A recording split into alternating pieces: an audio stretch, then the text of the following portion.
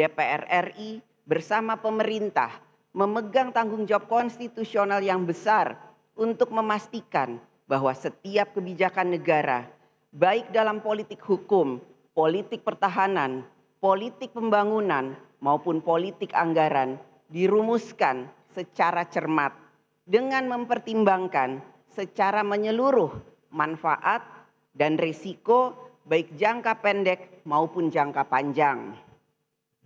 Setiap kebijakan harus berorientasi sepenuhnya pada kepentingan rakyat, bukan semata pada kepentingan sektoral atau kepentingan jangka pendek.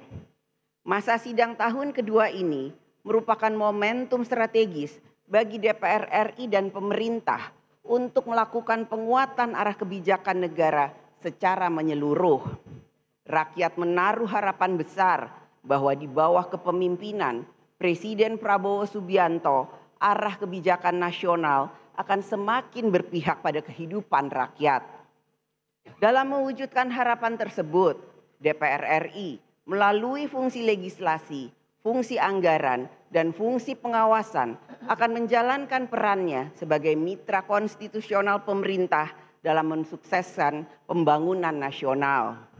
DPR RI akan memastikan bahwa seluruh pelaksanaan pembangunan nasional dilakukan dalam kerangka hukum yang berlaku berdasarkan peraturan perundang-undangan serta berorientasi pada kepentingan rakyat. Saudara Presiden dan Saudara Wakil Presiden, sidang dewan yang terhormat, dalam melaksanakan fungsi legislasi, DPR RI bersama pemerintah memiliki tanggung jawab bersama dalam membentuk undang-undang untuk memenuhi kebutuhan legislasi nasional.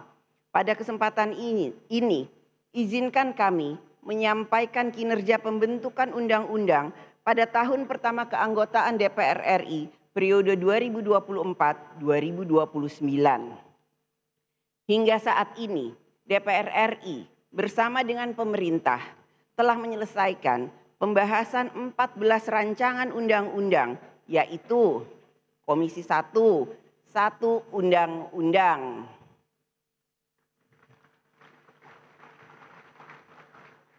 Komisi 2, 10 undang-undang.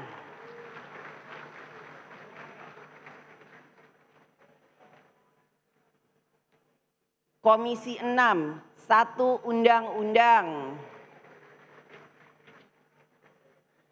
Badan Legislasi, 2 undang-undang. Sedangkan komisi yang lain masih dalam tahapan pembentukan dan pembahasan rancangan undang-undang. Pada masa persidangan ini, DPR RI bersama pemerintah dan DPD RI akan memfokuskan pembahasan terhadap 11 rancangan undang-undang yang masih berada pada tahap pembicaraan tingkat 1. DPR RI akan selalu memprioritaskan pembentukan undang-undang yang berkualitas sehingga lebih mengejar kinerja kualitas daripada kuantitas.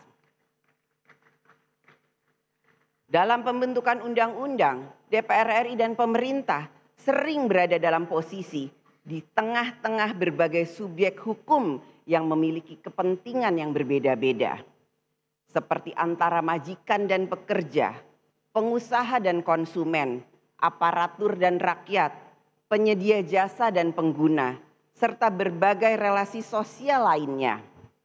Seperti menjadi wasit di tengah pertandingan olahraga, semua pihak merasa benar, dan kalau ada peluit dibunyikan, yang protes juga pasti banyak. Belum lagi pengamat-pengamat yang memberi komentar pro dan kontra. Tapi begitulah demokrasi, ramai, penuh aspirasi, dan harus sabar mendengar sebelum mengetuk palu.